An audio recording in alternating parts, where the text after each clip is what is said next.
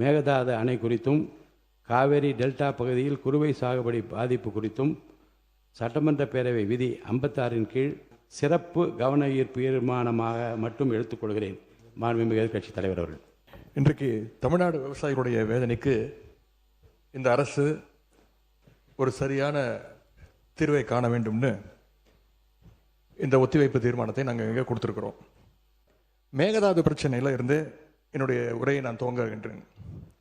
தாவேக அரசு அமைஞ்சதிலிருந்து மேகதாது அணை கட்டுறதில் இதுவரை காட்டாத ஒரு வேகத்தையும் தீவிரத்தையும் இன்றைக்கு கர்நாடக அரசு காட்டி வருகின்றது. மேகதாது விஷயத்தில் ஒரு முறை மட்டும் பிரதமர்கிட்ட நம்முடைய முதலமைச்சர் அவர்கள் கோரிக்கை வச்சார்.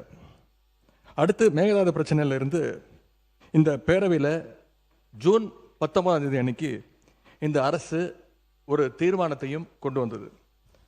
ஆனால் அந்த தீர்மானம் மட்டும் நிறைவேற்றினா போதாது, அனைத்து கட்சி தலைவர்களோடு சேர்ந்து டெல்லிக்கு செல்ல வேண்டும் என்று எங்களுடைய கழக தலைவர்கள் சொன்ன ஆலோசனையும் நான் இந்த அவையிலே பதிய வைத்திருக்கின்றேன். அப்பொழுதுதான் நாம் அனைவரும் இந்த விஷயத்தில் ஒற்றுமையாக இருக்கிறோம் என்பதையும் நாம் அவர்களுக்கு சொல்ல முடியும். இந்த இடைப்பட்ட காலத்தில் நாங்கள் சொன்னதையும் இந்த அரசு செய்யவில்லை. அனைத்து கட்சி கூட்டத்தை கூட்டணும்னு தொடர்ந்து வலியுறுத்தி கேட்டுக்கொண்டு வருகின்றோம். திராவிட முன்னேற்ற கழகம் மட்டுமல்ல, தமிழ்நாட்டில் இருக்கக்கூடிய அனைத்து கட்சியும் இந்த அனைத்து கட்சி கூட்டத்தை கூட்ட வேண்டும் என்று தொடர்ந்து வலியுறுத்தி வருகின்றார்கள். ஏன் கேட்டுக்கிறோம்னா, கர்நாடக முதலமைச்சரும் அந்த அரசும் மேகதாது விஷயத்தில் மிகவும் தீவிரமாக செயல்பட்டு வருகின்றார்கள். ஜூன் 11 ஒன்றிய நிதியமைச்சர் திருமதி நிர்மலா சீதாராமனை கர்நாடக முதலமைச்சர் அவர்கள் நேரில் பார்த்து மேகதாது அணை கட்டுவதற்கு நிதியுதவி வேண்டும் என்று கோரிக்கை வச்சிருக்கிறார். ஜூன் 12 ஒன்றிய ஜல்சக்தித்துறை அமைச்சர் திரு CR பட்டீல் அவர்களை நேரில் பார்த்து மேகதாது திட்டத்திற்கு நீங்கள் ஒப்புதல் அளிக்க வேண்டும் என்று கோரிக்கை வச்சிருக்கிறார். ஜூலை 27 அன்றைக்கு நாடாளுமன்றத்தில் ஒன்றிய ஜல்சக்தித்துறை அமைச்சர் இணையமைச்சர் மேகதாதுல அணை கட்ட தமிழ்நாடு, புதுச்சேரி மாதிரியான கீழ்ப்படுகை மாநிலங்கள், அதாவது லோவர் ரிப்பேரியன் ஸ்டேட்ஸ், அதனுடைய அனுமதி தேவையில்லை என்று கூறியிருக்கிறார். அதே நாள் ஜூலை 27 டெல்லியில் கர்நாடகத்தைச் சேர்ந்த அனைத்து கட்சி எம்பிக்கள் கூட்டத்தை கர்நாடக முதலமைச்சர் அவர்கள் நடத்தியிருக்கிறார். கர்நாடக அமைச்சர் திரு ராமலிங்க ரெட்டி, கர்நாடக அரசுடைய டெல்லி பிரதிநிதி, கர்நாடக அரசுடைய தலைமை வழக்கறிஞர், மூத்த அதிகாரிகள் எல்லாருக்கூடும் சேர்ந்து மேகதாது சம்பந்தமாக அந்த மாநில முதலமைச்சர் ஆய்வுக் கூட்டத்தையும் நடத்தியிருக்கிறார்.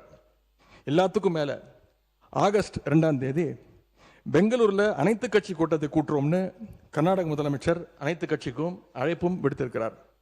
திரு சீதாராமையா, திரு பசவராஜ் பொம்மையா, திரு எடியூரப்பா, திரு குமாரசாமி, திரு வீரப்ப மொய்லி என 5 முன்னாள் முதலமைச்சர்கள் உட்பட அந்த முக்கியமான கூட்டத்தில் முக்கியமான தலைவர்கள் அனைவரும் அந்த கூட்டத்தில் கலந்து கொண்டிருக்கிறாங்க.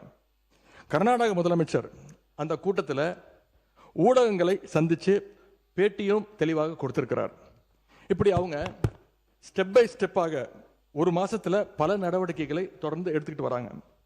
மாநில நலன் அப்படின்னு வந்தா அவங்க எப்படி அரசியல் வேறுபாடுகள் எல்லாம் பார்க்காம கடந்து மறந்து ஓரணியில் நிற்கிறாங்களோ, அதே போல நாமளும் நம்முடைய ஒற்றுமையை கர்நாடக அரசுக்கும் ஒன்றிய அரசும் காட்ட வேண்டும் அப்படின்னு தான் நாங்கள் அனைத்து கட்சி கூட்டத்தை தொடர்ந்து கூட்ட வேண்டும் என்று எங்களுடைய கோரிக்கையை வச்சிருக்கிறோம். விவசாயிகள் மேல அக்கறை உள்ள ஒரு அரசு இதையெல்லாம் கேட்காமல தானாகவே செய்ய வேண்டும். ஏன் அனைத்து கட்சி கூட்டத்தை கூட்ட மறுக்கிறீர்கள் என்பதுதான் சிம்பிளாக நான் கேட்கக்கூடிய கேள்வி.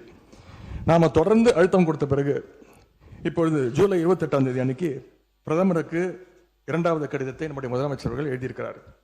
எங்களுடைய தலைவர் முதலமைச்சராக இருந்தப்போ தமிழ்நாட்டுடைய பிரச்சனைகளுக்காக கடிதங்கள் எழுதினதை விமர்சித்து இப்போ இங்கே இருக்கக்கூடிய முதலமைச்சர் அவர்கள் என்னென்ன பேசியிருக்கிறார் என்பதை இங்கே கொஞ்சம் ரீவைண்ட் செய்து நீங்கள் பார்க்க வேண்டும். முதலமைச்சர் பேச்சை தான் இங்கே நான் அவை குறிப்பில் குறிப்பிட விரும்புகிறேன். அதை நீக்க மாட்டீங்க அப்படின்னு நான் நம்புகிறேன். ஸ்டாலின் அவர்கள் அப்பப்போ எந்திரிச்சு கடிதம் எழுதிட்டு தூங்க போயிடுவார், அவ்வளவுதான், அது அப்படியே கிடக்கும். மானே தேனே பொன்மானே இப்படி கடிதம் எழுதுறது எல்லாம் இனிமே வேலைக்கு ஆகாது. நான் திரும்ப ஏற்கனவே சொல்லிட்டேன். அப்புறம் நான் நீங்கள் பேசியதை அவை குறிப்பில் நீக்க வேண்டியது வரும். நீங்கள் கொடுத்திருக்கிற விதியை நான் சிறப்பு கவன ஈர்ப்பு தீர்மானமாக எடுத்துக்கொண்டிருக்கிறேன். நீங்கள் கொடுத்து தான் பேச வேண்டும். அதெல்லாம் பேசுவதற்கு உங்களுக்கு மானிய கோரிக்கைகள் வருகிறது. மற்ற சமயத்தில் இப்போது அதை அனுமதிக்க இயலாது. தேவையற்ற சர்ச்சையும் எதை நோக்கி போக வேண்டும் என்று இந்த தமிழ்நாடு விரும்புகிறதோ அதை நோக்கி மட்டும் போங்கள். இங்கே இதை ஒரு பெரிய அரசியல் இருங்க. நான் இல்லை கேளு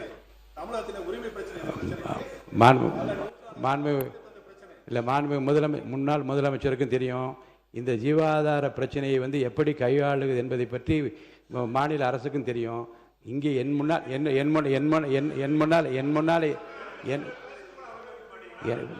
என் முன்னாலே இருப்பது விதிகளின்படி இந்த பேரவை நடத்த வேண்டும் என்பதில் நான் அக்கறையாக இருக்கிறேன்.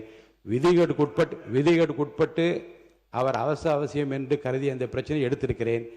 அவர் கொடுத்திருக்கிற இந்த கவன ஈர்ப்பு தீர்மானத்தில் என்ன குறிப்பிட்டிருக்கிறாரோ அந்த கருத்துக்களை சாதாரணமாக மரபு என்ன என்றால் அதை படித்துவிட்டு இந்த பிரச்சனையை உங்கள் கவனத்திற்கு கொண்டு வந்து கவனத்தை ஈர்க்கிறேன் என்று சொல்ல அமர்வதுதான் சரி. ஆனால் இதில் நான் பிரச்சனையின் தீவிரம் கருதி நான் அவரை பேச அனுமதித்திருக்கிறேன். மேற்கொண்டு பிரச்சனையை அரசியல் நோக்கத்தில் கொண்டு செல்லாமல் இதில் நீங்கள் குறிப்பிட்டுள்ள இந்த பிரச்சனையை பற்றி மட்டும் படித்துவிட்டு அமருமாறு கேட்டுக்கொள்கிறேன். மாண்பு பேரவைத் தலைவர்களே, இந்த பிரச்சனை தீவிரமான பிரச்சனை என்று நீங்களே சொல்கிறீர்கள். நான் கேட்பதெல்லாம் ஒன்று தான். நாங்கள் தொடர்ந்து அனைத்து கட்சி கூட்டத்தை கூட்ட வேண்டும் என்று கேட்டுக்கொள்கின்றேன். காவிரியில் இந்த பிரச்சனையை தீர்ப்பதற்காக கர்நாடக அரசு தொடர்ந்து அனைத்து கட்சி கூட்டத்தை கூட்டிகிட்டு இருக்கிறாங்க. அங்கே இருக்கிறவங்க எல்லாருடைய கருத்துக்களையும் கேட்குறாங்க. ஏன் தமிழக அரசு அனைத்து கட்சி கூட்டத்தை கூட்டுவதை தவிர்க்கின்றது என்பதுதான் எங்களுடைய கேள்வி. அதாவது பேரவைத் தலைவர் வாயிலாக இன்னும் இங்கே தெரிவிக்க விரும்புகின்றேன். இந்த அரசு ஒரு புது டெக்னிக்கை ரெகுலராக ஃபாலோ பண்ணிட்டு வராங்க. எதையாவது ஒன்று செய்யறதுக்கு முன்னாடி அந்த செய்தி இவங்களே லீக் பண்ணிடுறாங்க. உடனே அதற்கு எதிர்ப்பு பலமாக இருந்தால் உடனே ஒரு யூடியூன் சொல்றேன். தேவையற்ற பிரச்சனை திருப்பும் நான் சொல்லுகிறேன். இந்த பிரச்சனையை ஒட்டி மற்றும் பேசுங்கள். எந்த ஸ்ட்ராட்டஜி இதெல்லாம் என் முன்னால் இருக்கிற பிரச்சனை தேவையில்லை. வாங்க, இந்த பிரச்சனையை ஒட்டி தான் தலைவர் பேசிட்டு இருக்கிறேன். முதலமைச்சர் அவர்கள் கர்நாடகா போறார் அப்படின்னு வேளாண் துறை அமைச்சர் ஒரு பேட்டி கொடுக்கிறார். அப்புறம் அவரே அதை மறுத்து பேசுகிறார். அப்புறம் இன்னும் 2 அமைச்சர்கள் அதிகாரபூர்வமாக எந்த முடிவையும் நாங்கள் எடுக்கவில்லை என்று கூறுகிறார்கள். 13 பேர் கொண்ட ஒரு குழு போகுதுன்னு திரும்பி செய்திகளில் பார்த்தோம். கடைசியில் என்ன ஆச்சுன்னா, கர்நாடக முதலமைச்சர் சொல்லிட்டார், நீ இந்த தமிழ்நாடு முதலமைச்சர் இங்கே வர வேண்டாம், நாங்கள் தண்ணியெல்லாம் கொடுப்பதற்கு தயாராக இல்லை என்று கர்நாடக முதலமைச்சர் அவர்கள் தெரிவிக்கிறார். அவர் சொன்னது உண்மையா இல்லையா என்ற முன்னர் மீண்டும் அதையே திருப்பி நம்முடைய எதிர்க்கட்சி தலைவர்கள் ஒரு அரசியல் ரீதியாக பேசி வருவது சரியாக இருக்காது. தவறாக எதுவும் பேசவில்லை. இல்லை, தவறு சரி. அனைத்து கட்சி கூட்டத்தை கூட்டப் போகிறீர்களா இல்லையா, எப்பொழுது கூட்டப் போகிறீர்கள்? இன்னொன்று, கர்நாடக முதலமைச்சர் சொல்றாரு, முதலமைச்சர் இங்கே வர தேவையில்லை, தமிழ்நாடு முதலமைச்சர் இங்கே வர தேவையில்லை, தண்ணி நாங்கள் கொடுக்க முடியாது, தண்ணி இல்லை அப்படின்னு கர்நாடக முதலமைச்சர் சொல்லியிருக்கிறார். இதையெல்லாம் கேட்டுதான் நான் தெளிவுபட விரும்புகின்றேன். முதல்ல தமிழக முதலமைச்சர் கர்நாடகா செல்வதாக இருந்தாரா? அப்படி இருந்தால் ஏன் செல்லவில்லை? இப்பொழுது உங்களுடைய நிலை என்ன என்பதுதான் என்னுடைய கேள்வி. 2வது பிரச்சனை, பயிர்க்கடன் தள்ளுபடி பற்றி பேச விரும்புகின்றேன். தேர்தல் வாக்குறுதியில் நீங்கள் கொடுத்த வாக்குறுதி முழு பயிர்க்கடன் இதெல்லாம் அனுமதிப்பதாக இல்லை. இதற்காக தான் நாங்கள் விவசாயிகள் போராடிட்டு இருக்கிறாங்க. நீங்கள் பயிர்க்கடன் தள்ளுபடி முழுமையாக கொடுப்போம்னு சொன்னீங்க, கொடுக்கல. இதையும் சேர்த்து தான் அங்கே விவசாயிகள் இங்கே போராட்டத்தில் ஈடுபட்டு இருக்கிறாங்க. எவ்வளவு டைம் தேவைப்படும் அப்படின்னு சொல்ல வேண்டும். அதே மாதிரி டெல்டாவில் இருக்கக்கூடிய அனைத்து தரப்பு விவசாய சங்க பிரதிநிதிகளையும் சந்திச்சு பேசுகிற மாதிரி முதலமைச்சர் அவர்கள் ஒரு கூட்டத்தை கூட்ட வேண்டும். 3வதாக, குறுவையில் நஷ்டத்தை சந்திச்சிருக்கக்கூடிய விவசாயிகளுக்கு அரசு உரிய இழப்பீடு வழங்கணும்னு கேட்டுக்கொள்கின்றேன். எங்களுடைய ஆட்சியில் 6.5 லட்சம் ஹெக்டேர் அளவுக்கு குறுவை சாகுபடி நடந்துச்சு. ஆனால் இன்றைக்கு இந்த வருஷம் இந்த ஆட்சியில் வெறும் 1.5 லட்சம் ஹெக்டேர் அளவுக்கு தான் குறுவை சாகுபடி நடந்திருக்கு. நீங்கள் ஸ்பெஷல் பேக்கேஜ்னு சொல்லி 134 கோடி அறிவிச்சிருக்கிறீங்க. அதை எத்தனை பேருக்கு கொடுத்துருக்கிறீங்க என்பதை இந்த அவையில் தெரிவிக்க வேண்டும். ஏதாவது கணக்கெடுப்பு நடத்தியிருக்கிறீர்களா? மாண்புமிகு முதலமைச்சர் அவர்கள். மாண்புமிகு பேரவைத் தலைவர் அவர்களே, உட்காருங்க. அவங்க பேசும்போது குறுக்கிட வேணாம், உட்காருங்க. இன்னும் இல்லை, இடையில அனுமதிக்க முடியாது. இல்லைங்க, இல்லைங்க, உட்காருங்க. நான்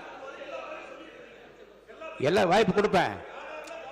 இருங்க, உங்களுக்கு கொடுக்குறேங்க. உங்க பேரை படிச்சு இருங்க.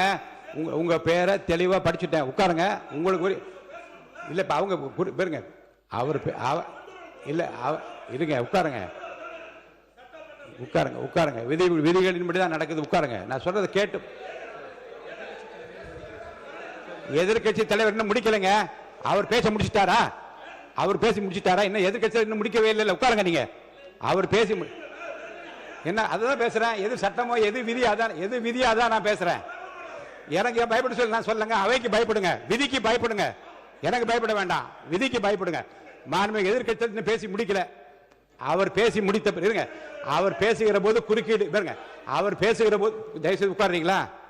உட்காருங்க. என்ன கொடுங்க, உட்காருங்க. நான் அனுமதி தரேன். பேரவை முன்னவர் பேசுங்க. பேரவை முன்னவர் உட்காருங்க. பேசுங்க. நீங்க பேச கருத்து சொல்லுங்க. மாண்பு பேரவைத் தலைவர் அவர்களே, ஒரு நிமிஷம். மாண்பு பேரவைத் தலைவர் அவர்களே, எதிர்க்கட்சி தலைவர் சொன்னதற்காக இல்லை, ஒரு நிமிஷம். எதிர்க்கட்சி தலைவர் குறிப்பிட்டதற்காக அதற்கு ஒரு பதில் அளித்ததற்கு பிறகு முறைப்படி உங்களுக்கும் அந்த வழங்கப்படும். ஆகவே நீங்கள் அதுக்குள்ள அவசரப்படாதீங்க. அதுதான் சொல்றேன். நான் அதுதானே சொல்றேன். மாண்பு முதலமைச்சர் அவர்கள் காவிரி விவகாரத்தில் எதிர்கட்சி சில விவரங்களை கேட்டிருக்கிறாங்க. காவிரி நமக்கு உயிர் ஆதாரம், நம்மளோட உணர்வு ரீதியான ஒன்று. அதனால் அதை வச்சு அரசியல் பண்ணுற எண்ணம் துளி கூட நம்ம அரசுக்கு இல்லை.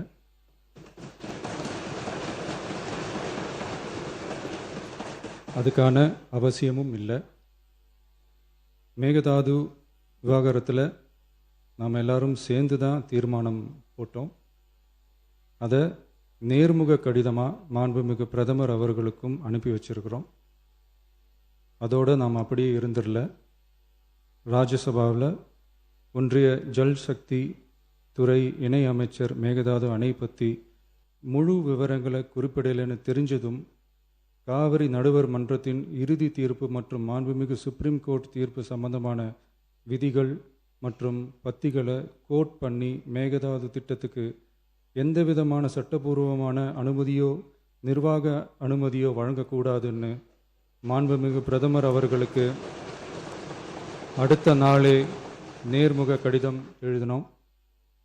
காவிரி நதிநீர் பங்கீட்லேயும் சரி, மேகதாது அணை கட்டுற முயற்சிகளை தடுக்கிறதுலையும் சரி, தமிழ்நாட்டோட உரிமையை நம்ம அரசு கொஞ்சம் கூட விட்டு தரவே தராது. அதுதான் நம்மளோட நிலைப்பாடும்.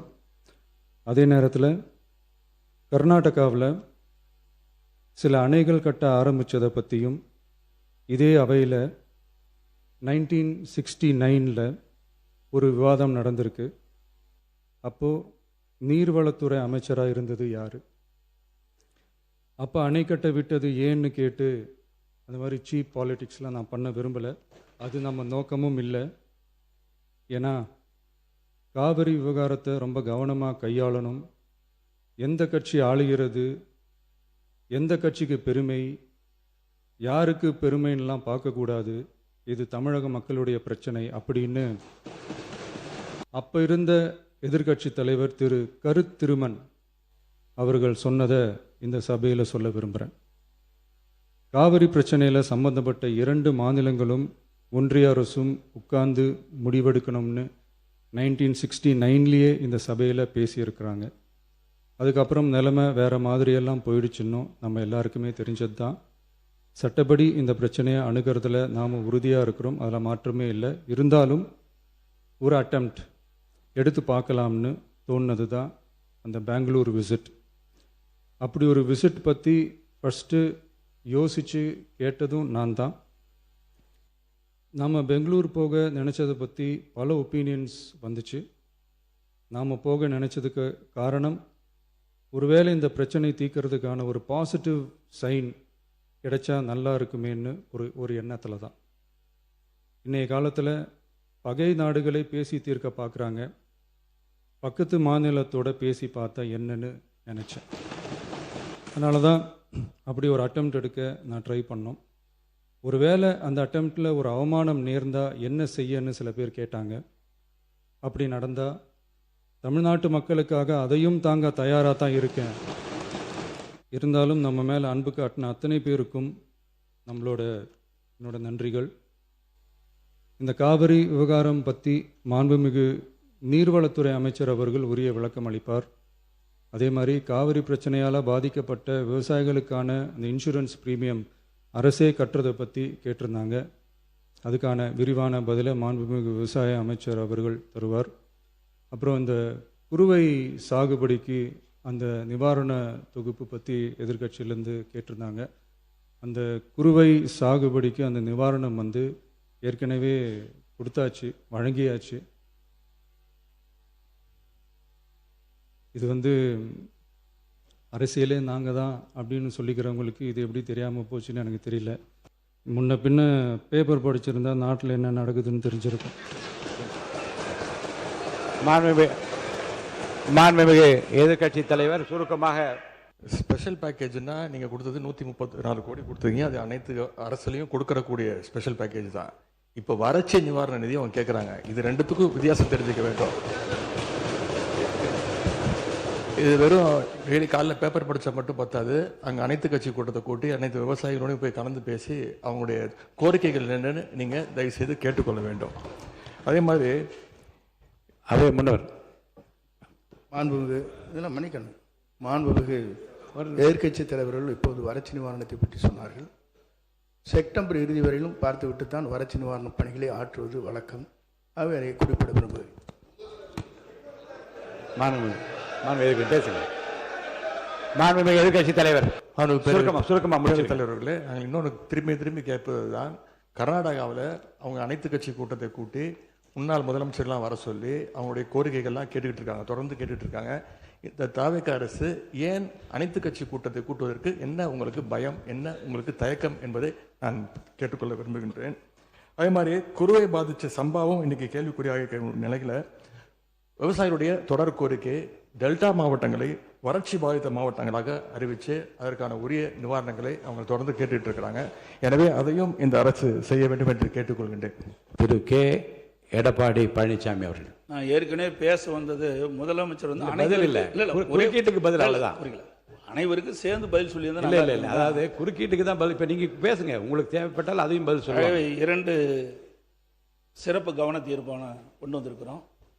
ஒன்று காவிரி நதிநீர் பிரச்சனை சம்பந்தமாக ஒன்று, மற்றொன்று டெல்டா மாவட்டங்களில் குறுவை சாகுபடி செய்த விவசாயிகள் தண்ணீரின்றி பயிர்கள் காய்ந்து அதனால் விவசாயிகள் பாதிக்கப்பட்டிருக்கிறாங்க. அந்த பாதிக்கப்பட்ட விவசாயிகளுக்கு தேவையான நிவாரணத்தை அளிக்க வேண்டும் என்ற 2 தலைப்பின் அடிப்படையில் தான் நாங்கள் கொடுத்தோம். இன்றைக்கு கர்நாடகத்தில் எப்படி முதலமைச்சர் தலைமையில் அனைத்து கட்சி தலைவர் கூட்டம் கூட்டப்பட்டதோ அதே போல தமிழகத்திலும் அனைத்து கட்சி தலைவர் கூட்டத்தை கூட்டி அவருடைய கருத்துக்களை கேட்க வேண்டும். அதோட இதற்கு முந்தி இருந்த அரசாங்கம், அனைத்து இந்திய அண்ணா திராவிட முன்னேற்ற கழகம் அரசாங்கம் சரி அல்லது மற்ற அரசாங்கம் இருக்கின்ற பொழுது, இந்த உணர்வுபூர்வமான பிரச்சனை வருகின்ற பொழுது, காவிரி பிரச்சனை வருகின்ற பொழுது அதை ஒரு சுமூகமாக தீர்க்க வேண்டும் என்ற அடிப்படையில் விவசாயிகளுடைய பிரதிநிதிகளுடைய டெல்டா மாவட்ட விவசாயிகளுடைய பிரதிநிதிகளையும் அழைத்து அவருடைய கருத்துக்களையும் கேட்டு இந்த கருத்துக்களை எல்லாம் சட்டவர்களோடு கலந்து ஆலோசித்து பிறகு அதற்கு ஒரு அரசு ஒரு தீர்வு காண வேண்டும். இதுதான் கடந்த காலத்தில் இருந்த வரலாறு. அது மட்டுமல்ல, இன்றைக்கு கர்நாடக அரசு ஒவ்வொரு ஆண்டும் தண்ணீர் நம்முடைய தமிழகத்திற்கு தண்ணீர் கிடைக்கின்ற பொழுது போராடி வாதாடி தான் தண்ணீரை பெற வேண்டிய ஒரு நிலை இருந்து கொண்டிருக்கின்றது. இந்த ஆண்டு கர்நாடக அணையிலே போதிய தண்ணீர் இருந்தும் தண்ணீர் திறக்க மறுக்கப்பட்டது. காவிரி நீர் ஒழுங்காற்று குழு பரிந்துரையின்படி காவிரி மேலாண்மை ஆணையம் 15 நாட்களுக்கு தினந்தோறும் 3500 கனஅடி தண்ணீர் காவிரியிலே தண்ணீர் திறந்திட வேண்டும் என்று உத்தரவு பிறப்பிக்கப்பட்டும் ஒரு தண்ணீர் திறக்கவில்லை. ஆக அப்படி தண்ணீர் திறக்கப்பட்டிருந்தால் குறித்த காலத்திலே டெல்டா மாவட்டத்தில் இருக்கிற விவசாயிகள் குறுவை சாகுபடி செய்திருப்பார்கள். ஆனால் கர்நாடக அரசு தண்ணீர் கொடுக்க மறுத்துவிட்டது. இப்பொழுது கபினி அணை நிரம்பி விட்டது, கிருஷ்ணராஜசாகர் அணை நிரம்பி விட்டது, ஹாரங்கி அணை நிரம்பி விட்டது, கர்நாடகத்தில் இருக்கின்ற அணைகள்லாம் நிரம்பி உபரி நீர் தான் வந்து கொண்டிருக்கின்றது. ஏற்கனவே ஒவ்வொரு ஆண்டும் டெல்டா மாவட்டத்தில் இருக்கின்ற விவசாயிகள் குறுவை சாகுபடி செய்வார்கள். அதே போல இந்த ஆண்டும் கிணற்று தண்ணீரை நம்பி அவர்கள் டெல்டா மாவட்ட விவசாயிகள் பயிர் நடவு செய்தார்கள். தண்ணீர் பட்டாத காரணத்தினால் சுமார் 2 லட்சம் ஏக்கர் பயிர் செய்தார்கள். அதில் 1 லட்சம் ஏக்கர் தண்ணீர் இல்லாமல் வறண்டு காய்ந்து சேதமடைந்து விட்டது. அப்படி சேதமடைந்த விவசாயிகளுக்கு இந்த அரசு உரிய அதிகாரிகளை அனுப்பி கணக்கிட்டு பாதிக்கப்பட்ட விவசாயிகளுக்கு உரிய நிவாரணம் அளிக்க வேண்டும் என்று கேட்டு அமர்கின்றேன். உறுப்பினர் திரு ஆர் செல்லசுவாமி அவர்கள். மேகதாது அணை சம்பந்தமாக அந்த அணையை கட்டக்கூடாது என்று ஏற்கனவே உச்சநீதிமன்றமும் நடுவர் மன்றமும் ஏற்கனவே முடிவு செய்த பிறகும் அந்த அணையை கட்டியே தீர்வோம் என்று சொல்வதை ஒரு காலம் ஏற்க முடியாது என்று நம்முடைய இந்த சட்டமன்றமே முடிவு செய்திருக்கிறது. அதே நேரத்தில் நாம் அதை சட்ட ரீதியாக அதை கேட்க வேண்டும் வெல்ல வேண்டும் தவிர அதற்காக சென்று அவர்களோடு மண்டியிட வேண்டிய தேவையில்லை. அது கர்நாடகத்திற்கு மட்டுமுள்ள அணை அல்ல, தமிழகம் உட்பட பல மாநிலங்களுக்கு உட்பட்ட உரிமை உள்ளது.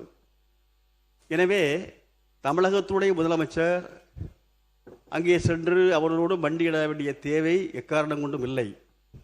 அவர் அங்கே குறிப்பிடும்போது அப்படி ஒரு நிலை ஏற்பட்டால் அது அவமானத்தை நான் தாங்குவதற்கு தயார் என்று சொன்னார். அது சரியில்லை. அவருக்கு ஒரு அவமானம் ஏற்பட்டால் நாம் அனைவருக்கும், தமிழக அத்தனை மக்களுக்கும் ஏற்படுகின்ற அவமானமாக நாம் கருத வேண்டும். இந்த பிரச்சனைக்காக அனைத்து கட்சி கூட்டத்தை உடனடியாக கூட்டுவதுதான் அது சரியான நிலைப்பாடாக இருக்கும் என்று மார்க்சிஸ்ட் கம்யூனிஸ்ட் கட்சியின் சார்பிலே நான் இப்போது கேட்டு அமர்கிறேன். மாண்புமிகு உறுப்பினர் திரு டி ராமச்சந்திரன் அவர்கள். காவேரி பிரச்சனை என்பது ஒரு அரசியல் கட்சியின் பிரச்சனையோ ஒரு அரசின் பிரச்சனை அல்ல. ஒட்டுமொத்த தமிழ்நாட்டுடைய அனைத்து அரசியல் கட்சியுடைய உயிர்நாடி பிரச்சனை. ஏற்கனவே நமக்கு படிப்பினை இருக்கு, தீர்வு எட்டப்படாது.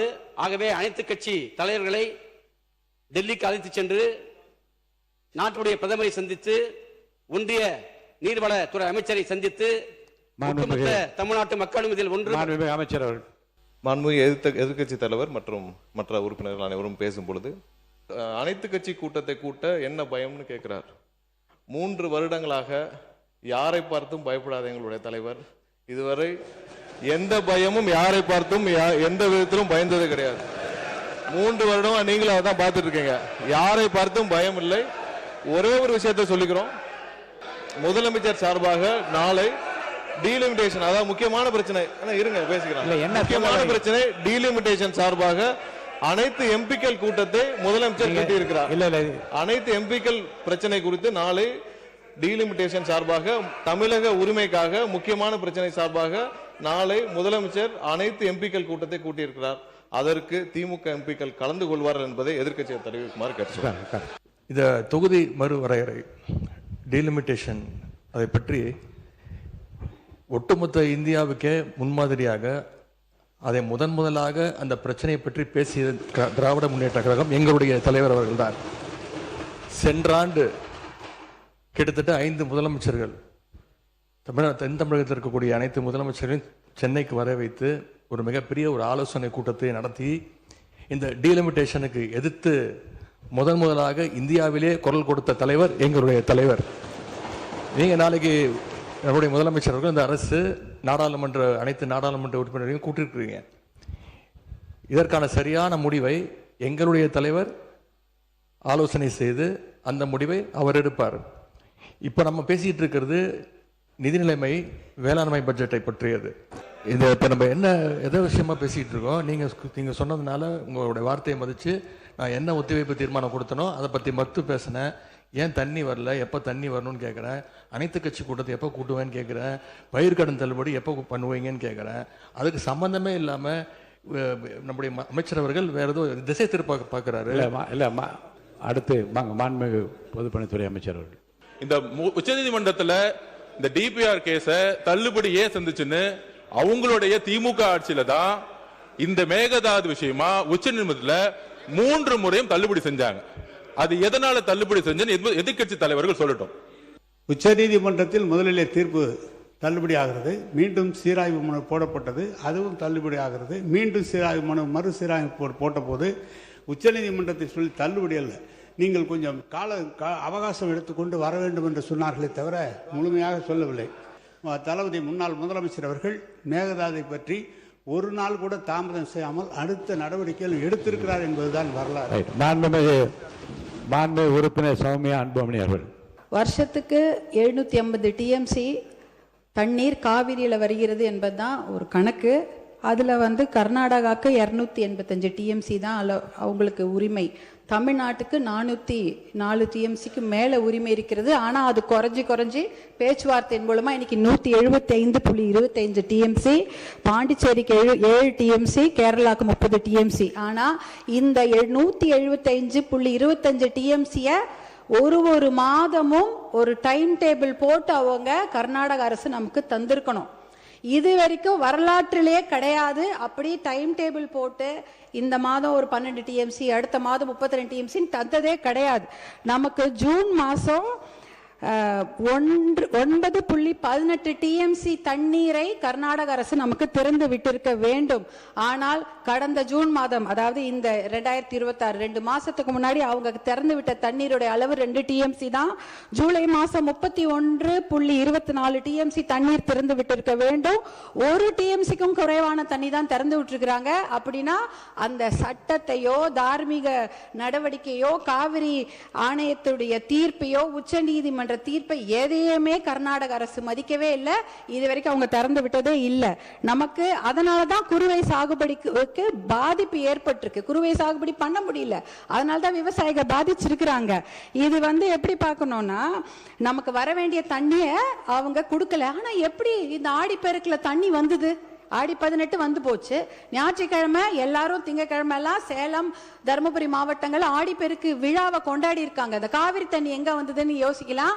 ஆனா அது காவிரி தண்ணி கர்நாடக அரசு நமக்காக கொடுத்த தண்ணி கிடையாது. கேரளால வயநாட்டுல பயங்கரமா மழை பெஞ்சுது. அந்த வெள்ள நீர், அதிகப்படியான அந்த வெள்ள நீரை தான் அவங்க கபினி அணையில தேக்கி வைக்கிறாங்க. அந்த தண்ணி கபினி டேம் ஃபில் ஆயிடுச்சு. ஃபில் ஆனதுனால வேற வழி இல்லாம தான் தண்ணி, உபரி நீர், வெள்ள நீர் தான் நமக்கு திறந்து விட்டுருக்காங்க. ஹாரங்கியில இருக்கிறதோ, ஹேமாவதியில இருக்கிறதோ, கேஆர்எஸ்ல இருக்கிற கிருஷ்ணராஜசாகர் டேம் தண்ணி அவங்க திறந்து விடல. அது முழுக்க கர்நாடக மாநிலத்தில் அந்த பெய்யக்கூடிய மழை, அந்த காவிரி நதி நீரை அதை வச்சுட்டாங்க. இது கேரளால இருந்து வர வேண்டிய தண்ணி தான் வேற வழி இல்லாம கபினி மூலமா நமக்கு வந்திருக்குது. அதனால அவங்க மனசு சட்டப்படி திறந்து வைக்கல, ஆணையத்தோட தீர்ப்புப்படி திறந்து வைக்கல. அவங்க தண்ணி அதிகமான வெள்ள நீர் அவங்க ஊர்ல வந்துடக்கூடாதுன்னு திறந்து வச்சிருக்கிறாங்க. இன்னும் ஒரு முக்கியமான விஷயம், சட்ட முன்னெடுப்புகளை நாம கண்டிப்பாக செய்ய வேண்டும். 2 ஆப்ஷன் தான் தலைவர் அவர்களே. ஒன்னு, மேகதாட்டு டேம் கட்டணும், இல்ல மேகதாட்டு டேம் கட்டக்கூடாது. இதுல நடுவில் என்ன முயற்சி? we don't need the dam, அவ்வளவுதான். no dam, no need of the dam. இதுக்கு நடுவில் முயற்சி என்ன இருக்கு? அந்த முயற்சியே தேவையில்லைங்கிற. மேகதாட்டு டேம் கட்டக்கூடாது, அவ்வளவுதான். இதுல நடுவில் இந்த நான் முயற்சி பண்றதுல தேவையில்லாத ஒரு விஷயம். அனைத்து கட்சியை கூட்டத்தை கூட்டி கண்டிப்பாக ஒரு ஒத்த முடிவோட நம்ம டெல்லிக்கு போக வேண்டும் என்பதுதான் பாட்டாளி மக்கள் கட்சியின் கோரிக்கை. நீர்வளத்துறை அமைச்சர் அவர்கள். காவேரி நதிநீர் பங்கீடு உள்ளிட்ட பல்வேறு பிரச்சனைகள் குறித்து பேச்சுவார்த்தை நடத்த மாண்புமிகு தமிழ்நாடு முதலமைச்சர் அவர்களால் மாண்புமிகு கர்நாடக முதலமைச்சர் அவர்களிடம் கேட்டுக்கொள்ளப்பட்டு பெங்களூரில் பேச்சுவார்த்தைக்கான நாள் 3/8/2026 என்று முடிவு செய்யப்பட்டது. அதற்கிடையில் கர்நாடக மாநில முதலமைச்சர் அவர்கள் மேற்குறிப்பிட்ட நாள் பேச்சுவார்த்தைக்கு உகந்தது அல்ல எனவும் வேறொரு நாளில் பேச்சுவார்த்தை நடத்தலாம் என்று கூறியதால் 3/8/2026 அன்று பேச்சுவார்த்தை நடைபெறவில்லை. தற்போது நீர்வரத்து அதிகரித்த நிலையிலும் தமிழ்நாட்டுக்கு உரிய அளவு நீர் முழுமையாக வழங்கப்படவில்லை. 6/8/2026 காலை நிலவரப்படி தமிழ்நாடு பெற்றுள்ள மொத்த நீர் 4.947 டிஎம்சி மட்டுமே. இறுதி தீர்ப்பின்படி கிடைக்க வேண்டிய அளவு 46.359 டிஎம்சி ஆகும். இதனால் 41.412 டிஎம்சி பற்றாக்குறை ஏற்பட்டுள்ளது. தமிழ்நாடு அரசு 3/8/2026 அன்று உச்ச நீதிமன்றத்தில் இந்த வழிகாட்டு நெறிமுறைகளை திரும்ப பெறுமாறு மத்திய நீர்வள குழுமத்துக்கு உத்தரவிடக் கோரி ஒரு ரிட் மனு தாக்கல் செய்துள்ளது. எனவே காவேரி நதிநீர் பங்கீட்டு மற்றும் கர்நாடக அரசு மேகதாது அணை கட்ட மேற்கொண்டு வரும் முயற்சிகளுக்கு தடுப்பது உள்ளிட்ட முக்கிய பிரச்சனைகளில் மாண்புமிகு தமிழ்நாடு முதலமைச்சர் அவர்களான தலைமையிலான தமிழக வெற்றி கழக அரசு உரிய கவனம் செலுத்தி தமிழ்நாட்டின் உரிமையை சிறிதும் விட்டு கொடுக்காமல் தொடர்ந்து நடவடிக்கை மேற்கொண்டு வருகிறது என்ற விவரத்தை இந்த மாமன்றத்துக்கு மாண்பு மேயர் தலைவர் அவர்கள் வாயிலாக தெரிவித்துக் கொள்கிறேன். 2026-27 ஆண்டுக்கான திருத்திய நிதிநிலை அறிக்கை மற்றும் 2026-27 ஆண்டுக்கான வேளாண்மை திருத்திய நிதிநிலை அறிக்கை ஆகியவற்றின் மீது பொது விவாதத்தை தொடங்கி வைப்பவர் மாண்புமிகு உறுப்பினர் திரு எஸ் ரகுபதி அவர்கள். நிதியமைச்சர் அவர்கள் கையிலே ஜெபமாலையோடு வந்து நிதிநிலை அறிக்கையை வாசித்தார்கள். நம்முடைய வேளாண்மைத்துறை அமைச்சர் அவர்கள் திருப்பதி ஏழுமலையானை தரிசித்துவிட்டு லட்டு புளியோதரையோடு வந்து இங்கே வேளாண்மைத்துறையினுடைய அறிக்கையை வாசித்தார்கள். நிதிநிலை அறிக்கைக்குள்ளே செல்வதற்கு முன்னாலே ஒரு சில கருத்துக்களை நான் இங்கே சொல்ல வேண்டிய அவசியம் இருக்கிறது. உதாரணமாக தகவல் அறியும் உரிமை கமிஷன் என்று ஒன்று இருக்கிறது. அந்த தகவல் அறியும் உரிமை கமிஷனிலே சில கேள்விகளை சிலர் கேட்டிருக்கிறார்கள். அதனுடைய நகல் கூட என்னிடத்திலே தரப்பட்டிருக்கிறது. ஆனால் அந்த தகவல் அறியும் உரிமை கமிஷனுடைய உறுப்பினர்கள் நியமிக்கப்படாததால் இன்னும் தகவல் தரப்படவில்லை என்று சொல்லுகிறீர்கள். நாங்கள் எதிலும் வெளிப்படையானவர்கள், ஒளிவு மறைவு கிடையாது. இப்படி சொல்லுகிற இந்த அரசு ஏன் இன்னும் அவர்களை நியமிக்கவில்லை, பதில் தரவில்லை? தங்களுக்கு வேண்டியவர்களை எல்லாம் பல்வேறு பொறுப்புகளில் வைத்திருக்கிறீர்கள். அது குறித்து தகவல்களை கேட்கின்ற பொழுது இங்கே தகவல் உரிமை ஆணையத்தில் இருந்து இன்னும் ஆணையர்கள் உரிய நியமிக்கப்படவில்லை என்கின்ற தகவலை தருகிறார்கள். எனவே விரைந்து தந்து அந்த தகவல் உரிமை ஆணையம் செயல்பட வேண்டும். அதன் மூலமாக மக்கள் பல செய்திகளை தெரிந்து கொள்ள இந்த அரசு வெளிப்படையான உண்மையான அரசாக, போலித்தன்மை இல்லாத அரசாக செயல்படுகிறோம் என்று சொல்லுகிறதா, நீங்கள் நிச்சயமாக அதை செய்ய வேண்டும் என்று முதலில் நாங்கள் கேட்டுக்கொள்ள கடமைப்பட்டிருக்கின்றோம். அடுத்ததாக ஒரு ஆங்கில பத்திரிகையிலே ஒரு செய்தி வந்திருக்கிறது.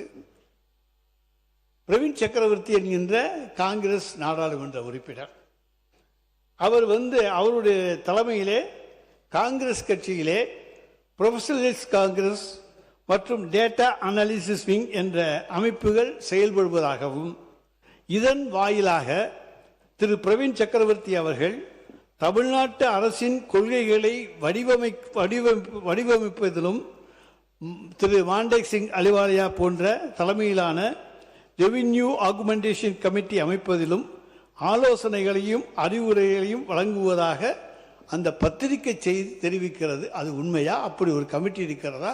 அவருக்கு என்று தனியாக ஒரு அதிகாரத்தை இந்த அரசு தந்திருக்கிறதா? இது உயர்கல்வித்துறை அமைச்சர் அவர்கள். மாண்புமிகு நாடாளுமன்ற உறுப்பினர் பிரவீன் சக்கரவர்த்தி அவர்கள்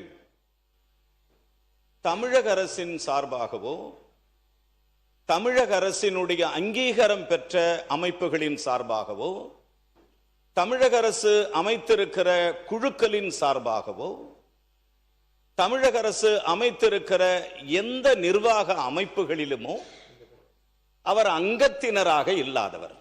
எங்களோட ஜிஓ என்ன சொல்லுது, கவர்மெண்ட் சைட்லேருந்து அஃபிஷியல் ஸ்டேட்மெண்ட் எதாவது வந்திருந்தா கண்டிப்பாக நீங்கள் அதை மேற்கோள் காட்டி நீங்கள் பேசலாம். எங்கள் honourable chief minister already revenue augmentation கமிட்டின்னு போட்டு இந்த மாண்டேக் சிங் அலுலியா கமிட்டின்னு ஒன்று ஃபார்ம் பண்ணியிருக்கிறோம். அதில் யார் லிஸ்ட் அவுட் பண்ணியிருக்காங்களோ அவங்க தான் எங்கள் ரெப்ரசன்டேஷன் கமிட்டி மெம்பர்ஸ். அதை இந்த ஹவரில் இந்த ஹவுஸ் வழியாக அவங்க தெரியத்துக் விரும்புகிறேன். தேங்க்யூ. அடுத்ததாக நம்முடைய நிதியமைச்சர் அவர்கள் 8வது 9வது பக்கத்தில் ஒன்று சொல்லியிருக்கார். அதாவது வளர்ந்து வர்ற இளம் கான்ட்ராக்டர்களுக்கெல்லாம் நாங்கள் வாய்ப்பு கொடுப்பதற்காக பல்வேறு விதிமுறைகளை எல்லாம் தளர்த்தி இருக்கின்றோம். அதே அவர்களுக்கெல்லாம் கிடைக்கும். டெண்டரில் ஆரோக்கியமான போட்டி உருவாகும். அதனால் அரசின் வீண் செலவுகள் குறையும். ஆரோக்கியமான போட்டி உருவாகிற பொழுது வீண் செலவு குறையும்னு சொல்றது எந்த அடிப்படையிலங்கிறது எங்களுக்கு தெரியலை. என்ன அடுத்தது கசிவுன்னு இந்த இதில் பார்த்தா நிறைய இடத்துல இருக்கு. கட்டடத்தில் எங்கேயாச்சும் கசிவு இருந்தால் சொல்லுவாங்க. என்னமோ புது வார்த்தையை கண்டுபிடிச்சிருக்கீங்க, கசிவு. நாளை கசிவு நீர் குட்டைன்னு சொல்லித்தான் நாங்கள் கேள்விப்பட்டிருக்கோம். கசிவு என்கின்ற புதிய வார்த்தையை கொண்டு வந்திருக்கிற உங்களுக்கு என்னத்தை சொல்றதுன்னு சொல்ல முடியாது. அடுத்ததாக இப்போ பில்லு வாங்குறதுக்கு ஒவ்வொரு அலுவலகத்துக்கும் போய் பாருங்க. மாண்புமிகு அமைச்சர் அவர்களே, நீங்கள் ஏதாச்சும் போலீஸ் டிபார்ட்மெண்ட்டு அது உங்கள் கையில் இருக்குது பாருங்க. நீர்வளத்துறையிலே 3% கொடுத்தா தான் பில்லுன்னு சொல்லி சொல்றாங்க. பொதுப்பணித்துறையிலே 5% நீர்வளத்துறை அமைச்சர் மாண்பு பேரத்தலைவர் அவர்களே, அவர் ஆதாரத்துடன் சொல்லணும். இந்த காலத்துல ₹1 நாங்க வாங்கணும்னா இந்த இடத்துல நாங்க எங்களை உட்கார வைக்க மாட்டார் எங்களுடைய முதலமைச்சர். நாங்க தான் சொல்றோம்ல, நீங்க நிரூபிங்கன்னு சொல்றோம். நீங்க நிரூபிக்க வேண்டியதானே, எதுவுமே இல்லாம நீங்க மட்டும் பேசணும்னா அது எப்படி? உறுப்பினர் நீங்க சப்ஜெக்ட் உள்ள வந்துருங்க. வெற்றி 150 நாள் திட்டம், அது இந்த அரசு ஒன்றிய அரசிடம் சரண்டர் ஆகிவிட்டது என்பதற்கு எடுத்துக்காட்டான முதல் திட்டம் அந்த திட்டம். பிபிஜி ராம்ஜி 40% மாநில அரசு, 60% ஒன்றிய அரசு. அந்த திட்டம் கிராமப்புற வேலைவாய்ப்புகளுக்கு நாங்கள் வேண்டாம் என்று எதிர்த்தோம். அதனால எங்களுக்கு 3501 கோடி ரூபாய் 591 கோடி ரூபாய் பணம் வரல. பணம் வரவில்லை என்றாலும் கூட அந்த மக்களுக்கு வேலை வாய்ப்பை கொடுத்தோம். ஆனால் எந்த காலத்திலும் நாங்கள் உங்களுக்கு பணிய மாட்டோம் என்று சொல்லிவிட்டு நாங்கள் மகாத்மா காந்தியினுடைய தேசிய ஊரக வேலைவாய்ப்பு திட்டம் தான் வேண்டும் என்று வலியுறுத்தினோம். பிபிஜி ராம்ஜி திட்டத்தை ஏற்றுக்கொள்ளவில்லை. ஆனால் இன்றைக்கு ஒன்றிய அரசுக்கு அது சத்தமே இல்லாமல் செஞ்சிருவீங்க. அதுதாங்க உங்களுடைய சாதனை. எப்படி ஓட்டில் எலெக்ஷனில் சத்தமே இல்லாமல் வந்தீங்களோ அதுபோல சத்தமே இல்லாமல் சரண்டர் ஆகிடுறீங்க. மெட்ரோ ரயில் செகண்ட் ஃபேஸ் அதையும் நீங்கள் கேட்டுட்டீங்க. அது 9523 கோடி ரூபாய் லோன் வாங்கி கட்டிட்டு இருக்கோம். அந்த பணத்தையும் மத்திய அரசில் கேட்டிருக்கீங்க. அது ஒரு 12974 கோடி. அப்போ ரெண்டையும் சேர்த்தோம்னா கிட்டத்தட்ட 26,000 கோடி எங்களுடைய பட்ஜெட்டை விட இப்பொழுது நீங்கள் கூடுதலாக செலவுக்கு போட்டிருக்கிறீர்கள். ஆனால் சொல்றது நாங்கள் செலவு குறைச்சலா பண்றோம், நாங்கள் செலவை குறைத்திருக்கின்றோம். ஆனால் இங்கே 26,000 கோடி ரூபாய் உங்கள் பட்ஜெட் மூலமாக கூடுதலாக செலவு செய்யப்பட்டிருக்கிறது என்பதை இந்த கவனத்துக்கு கொண்டு வர கடமைப்பட்டிருக்கேன். 200 யூனிட் மின்சாரம் எனக்கு கிடைக்கல. 3 லட்சம் பேர் மனு கொடுத்துருக்கிறதாக செய்தி வந்திருக்கு. பலர் இன்றைக்கு காத்துக்கிட்டு இருக்காங்க, யாரும் கிடைக்கல. இன்னைக்கு மகளிர் உரிமை தொகை அதுவும் கிடைக்கல. ஆனால் எங்கே இருக்கிறார் எங்களுடைய தலைவர் என்று கேட்டவர்களுக்கு சொல்லுகிறோம், மகளிர் உரிமை தொகை வாங்குகிற ஒவ்வொருவருடைய உள்ளத்திலும் இருக்கிறார். புதுமை பெண் திட்டம், தமிழ் புதவன் திட்டம், இவற்றிலே பயனடைந்திருக்கின்ற பயனாளிகளுடைய உள்ளத்திலே இருக்கின்றார். அதை போல இன்றைக்கு பேருந்திலே அரசு நகர பேருந்திலே பயணம் செய்பவர்களுடைய விடியல் பயணத்திலே அவர் இருக்கின்றார்.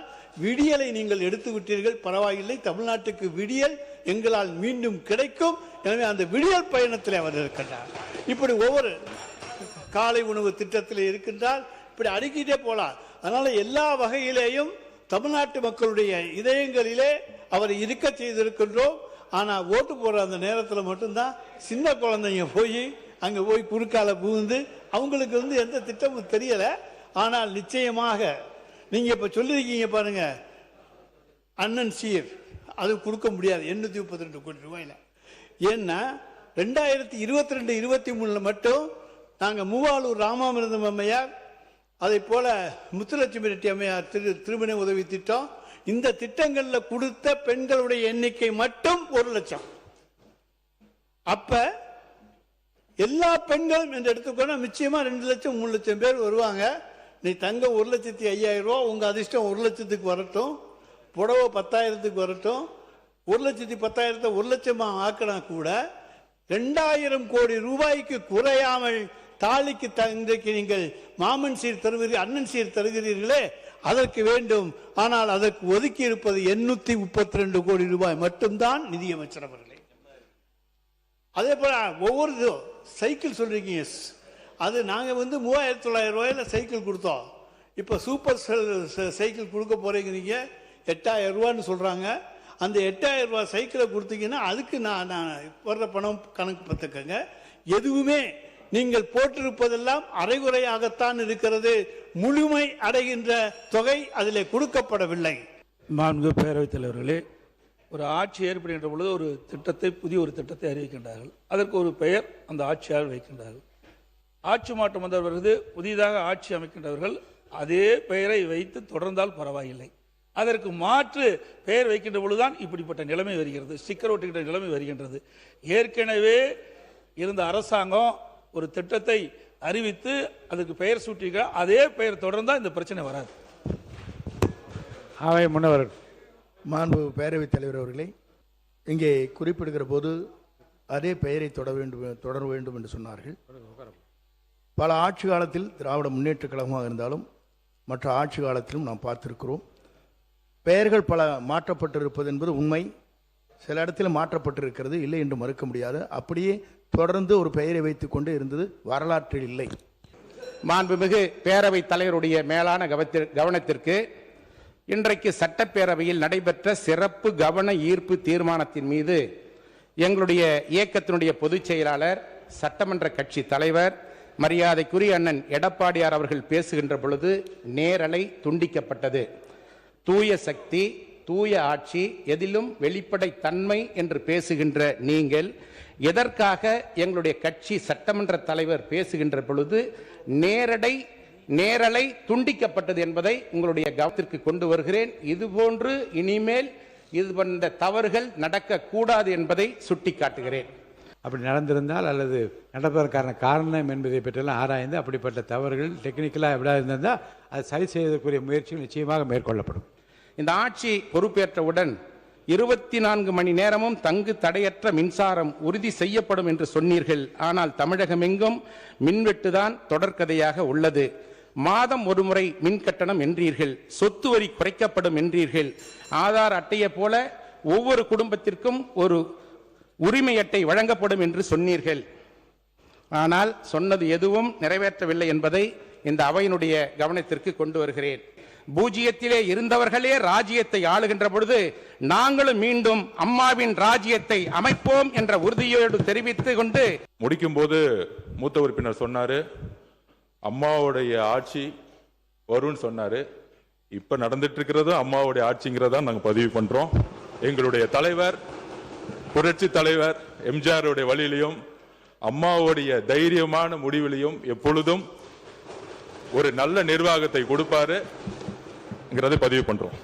மாண்புமிகு உறுப்பினர் திரு கார்த்திகேயன். பேரவைத் தலைவர் அவர்களே, எங்கள் கிராம பகுதியில் பெற்றோர்கள் தங்கள் குழந்தைகளிடம் அடிக்கடி ஒரு வார்த்தைகளை சொல்வார்கள், நல்ல பெயர் எடுக்க வேண்டும், நல்ல பெயர் எடுக்க வேண்டும் என்று சொல்வார்கள்.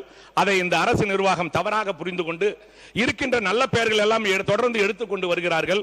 உதாரணமாக கலைஞர் வீடு வழங்கும் திட்டத்தின் பெயரை வெற்றி வீடு கட்டும் திட்டம் எனவும், உலகம் உங்கள் கையில் எனும் திட்டத்தை வெற்றி மடிக்கணியின் திட்டம் எனவும், நான் முதல்வன் திட்டத்தை வெற்றி திறன் பயிற்சி திட்டம் எனவும், சமூக பொருளாதார மேம்பாட்டு திட்டத்தின் பெயரை வெற்றி தொழில் முனைவோர் திட்டம் எனவும், ஆடு மற்றும் செம்மறி ஆடு வளர்ப்பு ஊக்குவிப்பு திட்டத்தின் பெயரை வெற்றி மகளிர் ஆடுகள் வளர்ப்பு திட்டம் எனவும் திராவிட மாடல் அரசு கொண்டு வந்த திட்டங்களின் மீது ஸ்டிக்கர் ஒட்டி வருகின்றார்கள்.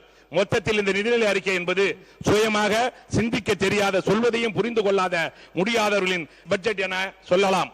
ஆக மொத்தத்தில் இந்த நிதிநிலை அறிக்கை வெற்று நிதிநிலை அறிக்கை அல்ல, வெற்று நிதிநிலை அறிக்கை என்பதுதான் உண்மை. எதை எடுத்தாலும் இந்த ஆட்சியாளர்கள் வெற்றி அரசு வெற்றி அரசு என தொடர்ந்து சொல்லி வருகிறார்கள். ஆனால் மக்களின் மனதில் இது வெறும் வெற்றி அரசு வெற்றி அரசு வெற்றி அரசு என்பதே பதிவாகிறது. ஆகவே இந்த நிதிநிலை அறிக்கை என்பது சைபர் சைபர் ஜீரோ என்று என் உரையை நிறைவு செய்கிறேன். என்ன பொறுத்தவரைக்கும், தேமுதிகவை பொறுத்தவரைக்கும் மக்கள் விரும்பும், மக்கள் வரவேற்கும் திட்டங்கள் எந்த ஆட்சி வந்தாலும் தொடர வேண்டும் என்பதுதான் தேமுதிகவினுடைய நிலைப்பாடு. அது பேர் மாற்றீங்களா இல்லையா அது வேற, பட் அந்த திட்டங்கள் மக்களுக்காக தொடரப்படணும். ஏன்னா இது மக்கள் வரி பணத்துல நடக்குது. இந்த சட்டசபையிலிருந்து ஒவ்வொரு அறிவிப்பிலிருந்து எல்லாமே மக்கள் வரி பணத்தில அறிவிப்பவை. அப்படி இருக்கும் பொழுது அந்த திட்டங்கள் நிச்சயம் வரவேற்கப்பட வேண்டும், அது எந்த ஆட்சியில் இருந்தாலும். இன்னைக்கு எல்லாரும் அனைத்து கட்சி கூட்டம் கூட்டுங்க எல்லாரும் பேசுறத நான் காலையில இருந்து பார்த்துக்கிட்டு இருக்கேன். நாங்க ஒண்ணுதான் நான் சொல்ல விரும்புறேன். கேப்டன் அவர்கள் எதிர்கட்சி தலைவராக இதே அவையில் இருந்த பொழுது ஒட்டுமொத்த கட்சிகளையும் தமிழக பிரச்சனைகளுக்காக ஒன்றாக டெல்லிக்கு அழைத்து சென்று பிரதமர் நரேந்திர மோடி அவர்களை சந்திச்சு தமிழ்நாட்டின் பிரச்சனைகளுக்காக சந்திச்சார். அதுபோல் நமது முதல்வர் அவர்களும் கண்டிப்பாக பிரைம் மினிஸ்டர் சந்திச்சு நம்ம தமிழ்நாட்டு பிரச்சனைகளுக்காக பேச வேண்டும் என்று ஒரு அவையில் என்னுடைய பதிலை நான் சொல்ல கடமைப்பட்டிருக்கிறேன். அதே மாதிரி இந்த பட்ஜெட்ல ஒட்டுமொத்த விவசாயிகள் மக்கள் எதிர்பார்த்தது விவசாயிகளினுடைய கடன் முழுமையாக தள்ளப்படும் அப்படின்றத எதிர்பார்த்தாங்க. ஆனா அது அறிவிக்கப்படவில்லை என்பது ஏமாற்றமாக இருக்கு. கடைசியா நான் முடிக்கும் போது இது அவைத்தலைவருக்கான நான் பேசுறது ஸ்ட்ரெயிட்டா, இது என்னுடைய சஜஷன் தான். நீங்க எடுத்துக்கிட்டாலும் எடுத்துக்கலனாலும் அது உங்கள் பிரியம். நான் பதிய வச்சுட்டே ஆரம்பிக்கிறேன். இங்க நாம அவைக்கு வந்ததுல இருந்து நான் சொன்னது ஒரு விஷயம். அது இப்போ நம்ம போய் நோட்ல தான் கையெழுத்து போடுறோம். இப்போ எங்கேயோ டெக்னாலஜி போயிட்டு இருக்கு. நீங்க அவையில் வரும் மெம்பர்ஸ் கையெழுத்து போடாம பயோமெட்ரிக் சிஸ்டம்ல லேட்டஸ்டா நீங்க அதை கொண்டு வரணும்னு நான் கேட்டுக்கிறேன். அதே போல தண்ணி பிரச்சனை அங்கேயும் ஓய மாட்டேங்குது, இங்கேயும் ஓய மாட்டேங்குது. ஒரு பாட்டில்ல தண்ணி கொடுங்கன்னு நான் கேட்டேன்.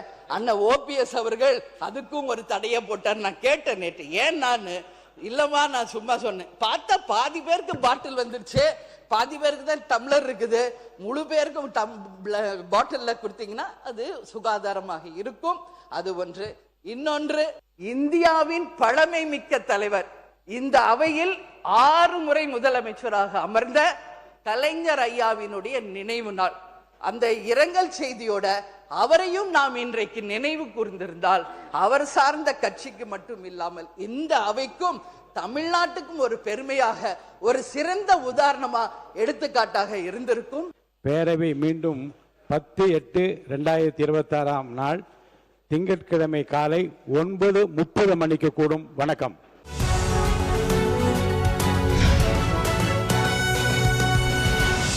உடனுக்குடன் செய்திகளை தெரிந்து கொள்ள சன் நியூஸ் பெல் ஐகானை கிளிக் பண்ணுங்க.